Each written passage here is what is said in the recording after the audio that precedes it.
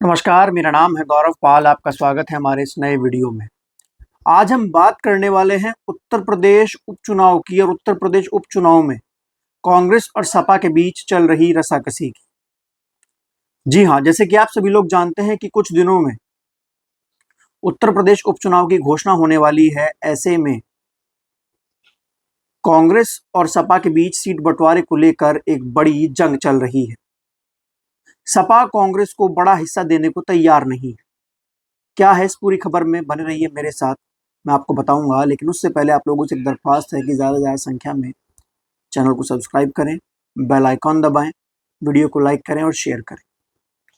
जैसे कि आप सभी लोग जानते हैं कि उत्तर प्रदेश में 10 सीटों पर उपचुनाव होने हैं और उपचुनाव को लेकर सभी दल जो हैं वो अपनी अपनी तैयारियों में लगे हुए हैं। भाजपा को किसी भी तरीके से उपचुनाव में अच्छा प्रदर्शन करना है ताकि लोकसभा में मिली करारी हार को न्यूट्रलाइज किया जा सके और इसका जिम्मा योगी को दिया हुआ है। इसके अलावा सपा और कांग्रेस जो कि लोकसभा चुनाव गठबंधन में लड़ी और उन्होंने एक अच्छा प्रदर्शन जो है वो किया लोकसभा चुनाव में, उसको लेकर भी वो लोग भी इन 10 सीटों पर अच्छे से चुनाव लड़ना चाहते हैं। लेकिन समाजवादी पार्टी जो है वो शुरुआत से ही इस गठबंधन में यूपी में डोमिनेटिंग दिखी है और अब भी वो डोमिनेंस में अपने आप को चाहती है। भले ही उसको वोट जो है वो कांग्रेस की वजह से मिला हो, क्योंकि जो मुस्लिम वोटर था उसने कांग्रेस की वजह से गठबंधन को वोट दिया। दलित वोटर ने संविधान बचाने की वजह से गठबंधन को वोट दिया।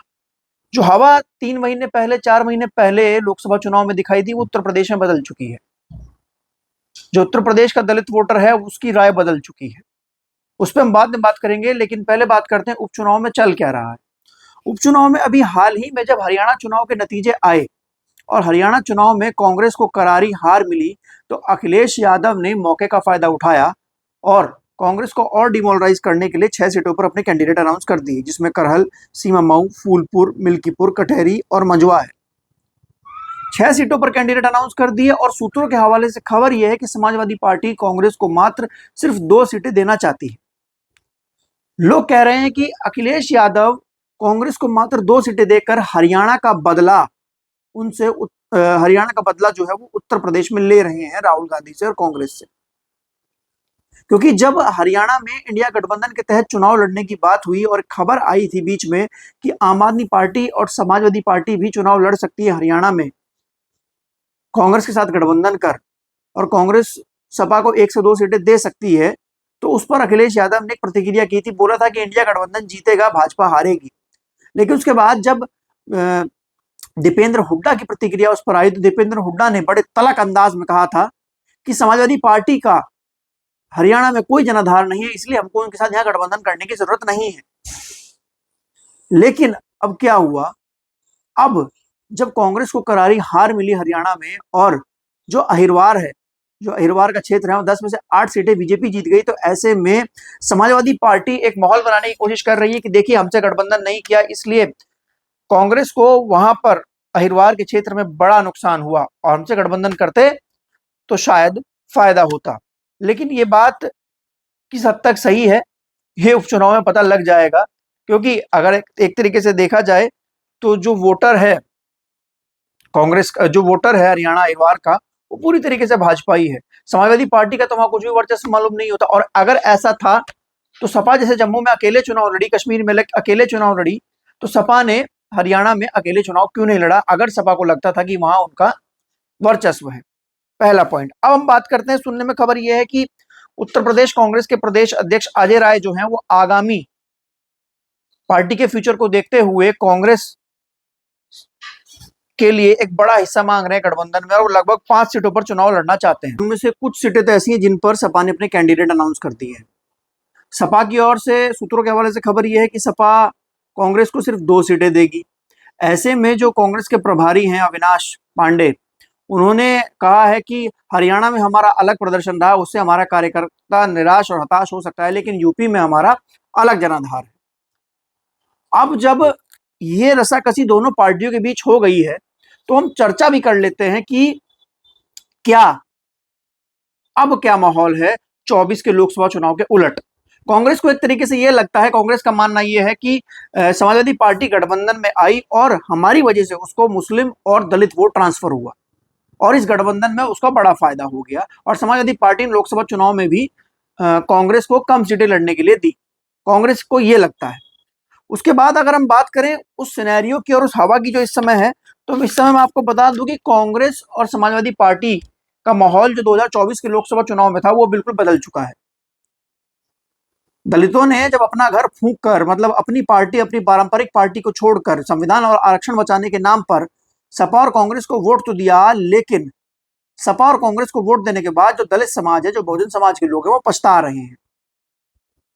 जब आरक्षण में वर्गीकरण का फैसला आया और समाजवादी पार्टी और कांग्रेस ने इस पर चुप्पी साध ली, उसके बाद तमाम बड़े नेता राहुल गांधी जो संविधान आरक्षण बचाने की दुहाई दे रहे थे वो चुप रहे, अखिलेश यादव चुप रहे। कुमारी शैलजा का अपमान जिस तरीके से हरियाणा में हुआ, हुड्डा समर्थकों ने उनका अपमान किया और जो राहुल गांधी दलितों पिछड़ों की प्रतिनिधियों की बात करते थे, वो हरियाणा में जाते ही जब कुमारी शैलजा को, एक दलित को सीएम बनाने की बात आई, तो वो चुप हो गए।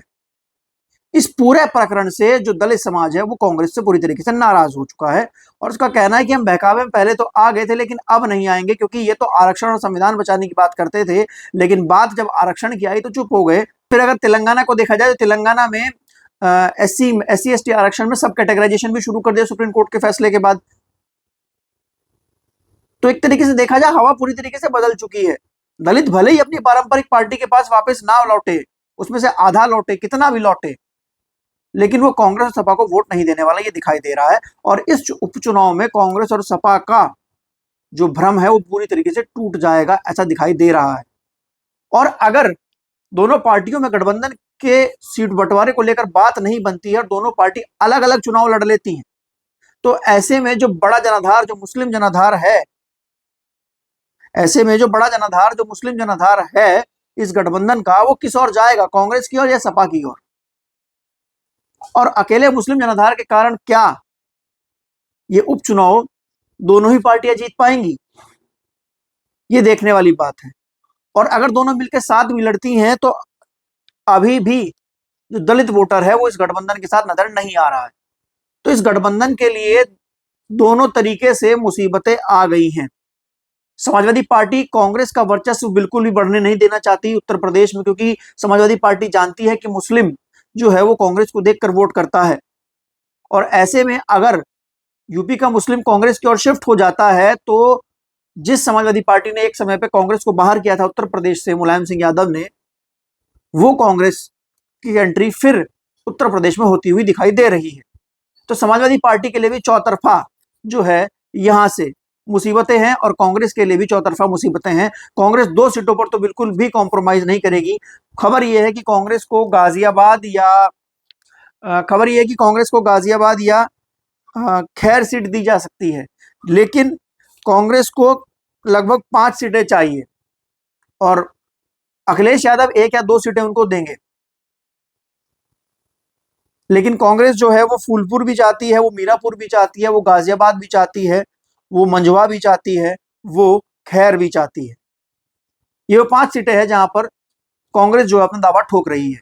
अब देखने वाली बात यह है कि क्या अखिलेश यादव राहुल गांधी से बदला लेने वाले हैं उपचुनाव में, क्योंकि दोनों पार्टियों के बीच कुछ भी सही नजर नहीं आ रहा है। और अगर दोनों अलग अलग लड़ते हैं, अखिलेश कांग्रेस से अलग लड़ते हैं, तो अखिलेश को भी पता लग जाएगा कि अखिलेश के साथ फिर जो मुस्लिम वोटर है वो किधर जाएगा और अकेले मुस्लिम वोटर के दम पर चुनाव नहीं जीता जाएगा, क्योंकि दलित वोटर तो अब साथ नहीं है, वो तो पूरी तरीके से नकार चुका है, कह चुका है कि अब इस गठबंधन के साथ नहीं जाना है।